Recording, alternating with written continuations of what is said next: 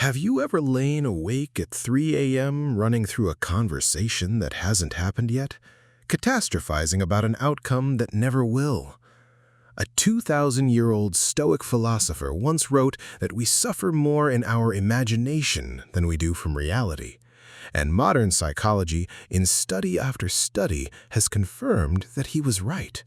Your mind is not simply reacting to the world. In many cases, it is constructing a version of the world that is far worse than the one you actually live in.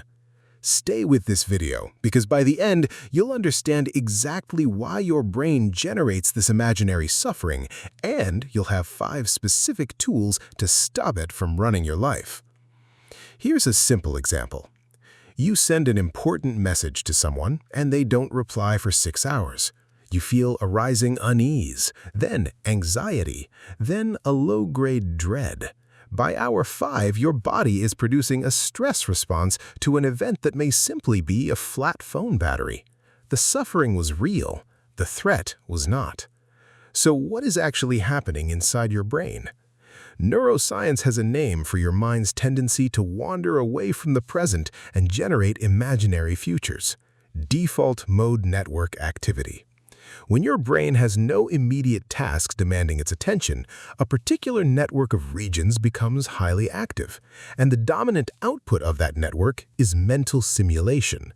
It runs scenarios, it models threats, it rehearses conversations, and critically, research shows it is strongly biased toward negative predictions.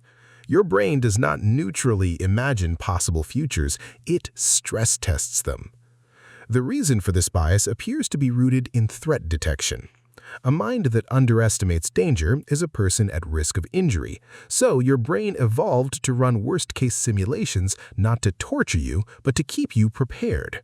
The problem is that this ancient system cannot easily distinguish between a hungry lion outside your flimsy shelter and a difficult email in your drafts folder.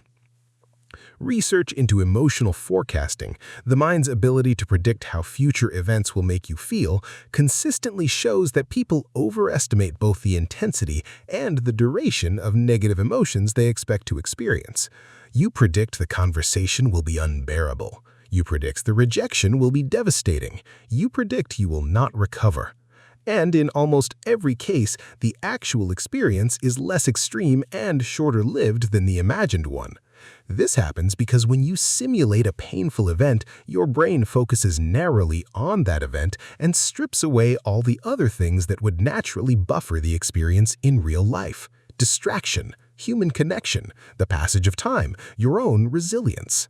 Your imagined suffering is a stripped-down, high-contrast, worst-case rendering of reality, and your nervous system responds to it as if it were real. So, how do you change that? The first tool is structured reality testing. When your mind generates a catastrophic scenario, write it down, not to analyze it immediately, but simply to externalize it. A journal entry that names the feared outcome forces your brain to translate the formless anxiety into concrete language. Once it is concrete, you can ask a single, precise question. What is the actual evidence that this specific outcome is likely, not possible, likely? The shift is significant. Anxiety thrives in vague possibility. It weakens under specific scrutiny. The second tool is prefrontal engagement through deliberate, slow breathing. The prefrontal cortex, the part of your brain responsible for rational evaluation and perspective, is suppressed when your stress response is active. Research shows that slow, controlled breathing, particularly extending the exhale, activates the parasympathetic nervous system and restores prefrontal function within minutes. This is not metaphor, it is physiology. When you are catastrophizing, your capacity for accurate judgment is literally reduced. Breathing slowly is not a soft suggestion, it is a neurological intervention. The third tool is scheduled worry time. Rather than trying to suppress anxious thoughts, which research consistently shows makes them more persistent, you designate a specific 15-minute window each day as the only time you allow yourself to engage with anxious scenarios. When a worry surfaces outside that window, you note it, and return to it later. This technique trains the brain to contain threat processing rather than allowing it to colonize the whole day. The fourth tool is what some researchers call decatastrophizing through time perspective. When a feared scenario grips you, ask yourself, will this feel as significant in 1 week? In 1 year? In 5? This is not about dismissing real problems. It is about restoring accurate scale to problems your imagination has enlarged.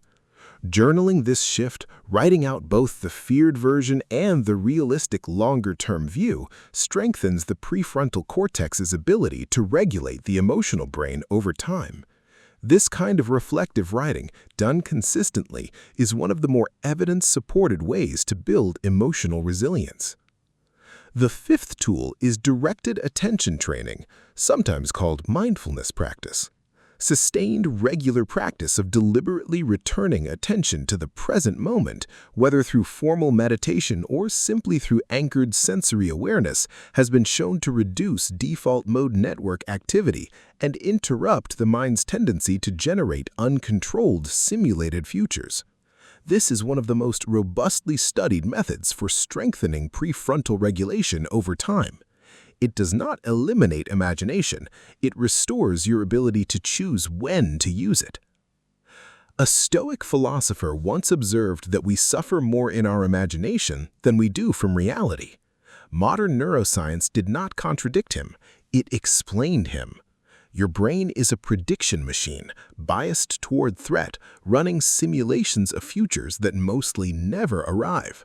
The suffering feels real because to your nervous system it is real. But the good news, the genuinely useful news, is that the same brain generating that imaginary pain is also the brain that can learn with practice by neuroplasticity to come back. Not to denial, not to false optimism, just to what is actually here, which, most of the time, is survivable. We hope you learned something useful about yourself today that you can use. Let us know in the comments what your experience has been with the ideas within Seneca's profound quote. And remember, if you enjoy the Psychology Punk channel, then please like our videos and subscribe for notifications of future content.